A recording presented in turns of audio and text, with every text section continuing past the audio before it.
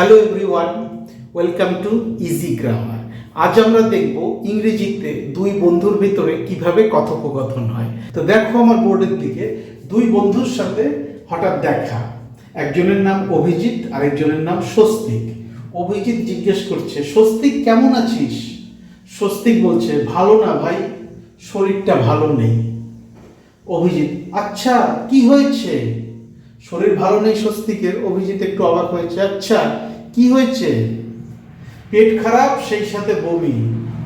পেট খারাপ, সেই সাথে বমিও হচ্ছে। অভিজিৎ এবার জিজ্ঞেস করছে, ডাক্তার দেখিয়েছিস? অবহেলা করিস না, পেট খারাপ বমির থেকে অনেক কঠিন রোগ হতে পারে। তো জিজ্ঞেস করেছে যে ডাক্তার দেখিয়েছিস? অবহেলা করিস না। স্বস্তিক বলছে, ডাক্তারের কাছেই যাচ্ছি। অভিজিৎ স্বস্তিককে একাই দেখেছে, তাই জিজ্ঞেস করছে, তুই একাই যাচ্ছিস?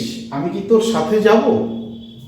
স্বস্তিক বলছে, না না, বাবা আসছে, আসলে আমি তার জন্য অপেক্ষা করছি। বাবা আসছে, বাবার জন্য অপেক্ষা করছি, আসলে একসাথে যাব। তো এইরকম কথাবার্তা তো হামেশাই আমাদের বন্ধুদের মধ্যে হয়। তো চলো এগুলো আমরা ইংরেজিতে বলার চেষ্টা করি। স্বস্তিক কেমন আছিস? Hi Swastik, how are you?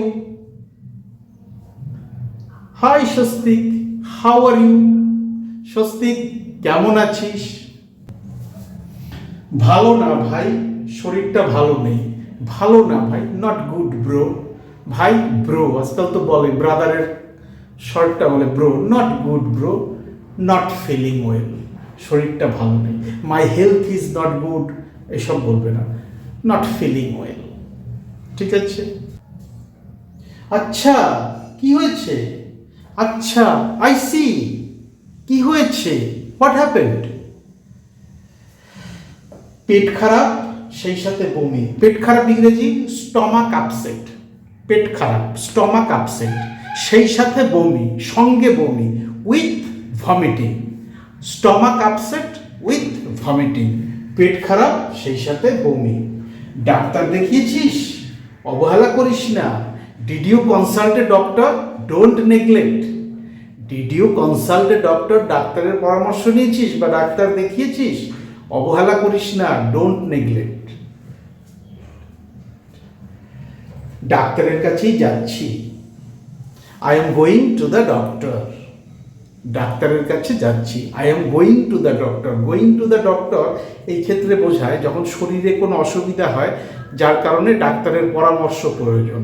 আর আমি যদি লিখি বা বলি I am going to C the doctor, going to C the doctor হয় যখন আমি ডাক্তারের থেকে অ্যাপয়েন্টমেন্ট নিয়েছি, তারপরে আমি ডাক্তারের সাথে দেখা করতে যাচ্ছি, সেক্ষেত্রে আমরা বলবো I am going to C the doctor. কিন্তু যখন আমি ডাক্তার দেখাতে যাব শারীরিক অসুস্থতার জন্য, তখন আমি বলবো I am going to the doctor. তো এখানে স্বস্তিক বলেছে ডাক্তারের কাছেই যাচ্ছি, I am going to the doctor.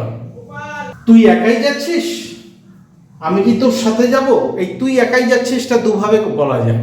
Are you going alone অথবা আর ইউ অ্যালোন, তুই একা? আমি কি তোর সাথে যাব? Shall I go with you?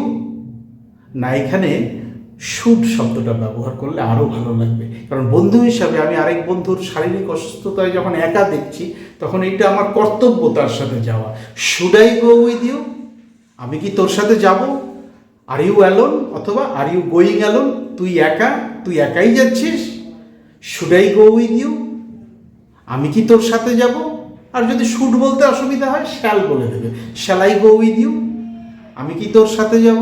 Should বললে সুন্দর লাগে, কারণ এখানে বন্ধুর প্রতি একটা কর্তব্য প্রকাশ পায়।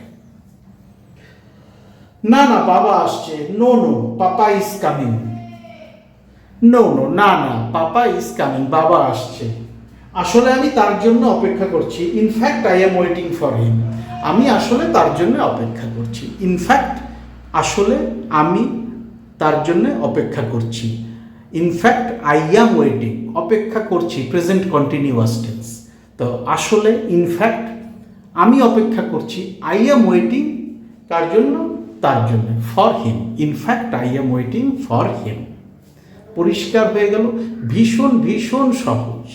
তো তোমরা এবার বন্ধুদের ভিতরে কিছু কথাবার্তা বলো, কিভাবে তোমরা বন্ধুদের সাথে আলাপ শুরু করবে সেই নিয়ে কিছু বাক্য লেখো, সেগুলোকে ইংরেজিতে বলার চেষ্টা করো। বেঁধে গেলে আমার কমেন্ট সেকশানে লিখে পাঠাও। এছাড়া এই ভিডিওর ডেসক্রিপশন বক্সে তোমরা আমার ইমেল অ্যাড্রেস এবং ফেসবুক আইডিটা পেয়ে যাবে, সেখানেও তোমরা আমার সাথে যোগাযোগ করে নিতে পারো। Thank you so much for your time and attention and have a nice day.